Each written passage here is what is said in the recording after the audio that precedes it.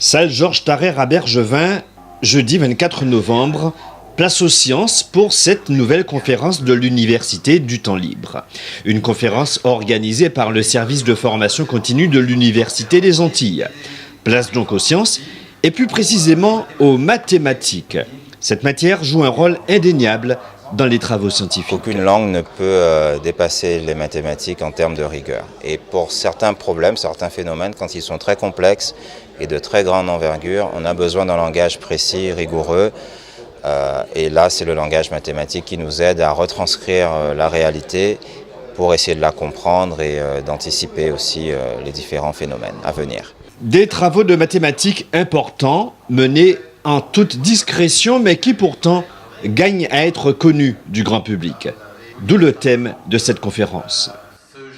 L'objectif, c'est qu'ils sortent de leur laboratoire avec des résultats ou en tout cas des pistes de réflexion qui intéressent tout le monde.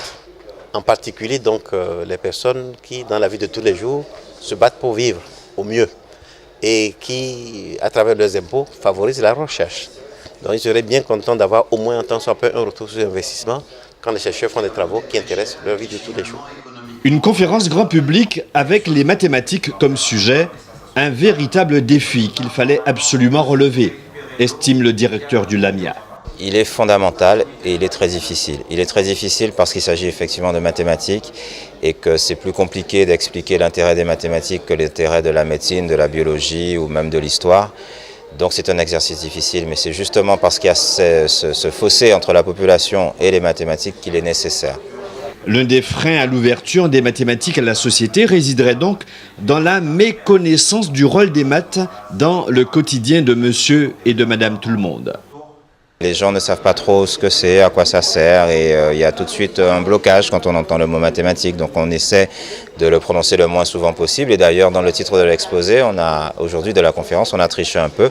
On a mis une approche scientifique et non pas mathématique alors qu'elle était mathématique. Mais justement pour ne pas rebuter le public qui dans ce cas-là vient plus volontiers et après découvre qu'en effet les mathématiques sont très utiles.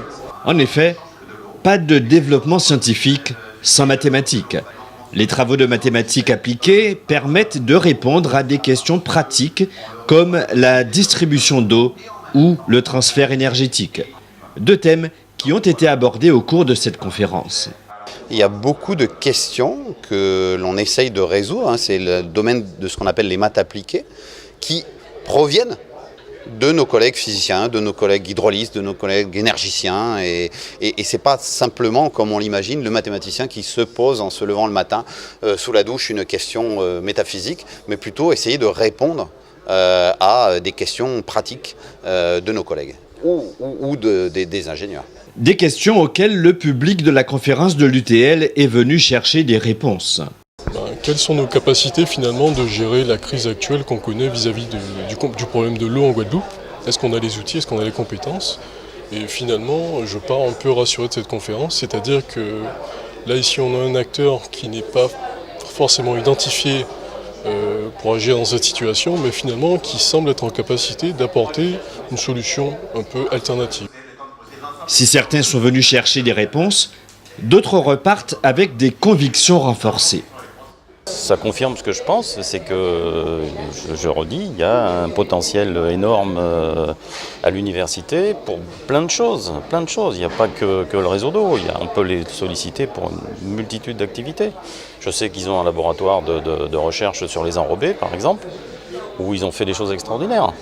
Cette conférence de l'Université du temps libre aura finalement démontré que les travaux en mathématiques menés en Guadeloupe peuvent aider à la résolution de problèmes cruciaux, comme la distribution d'eau ou encore la transition énergétique.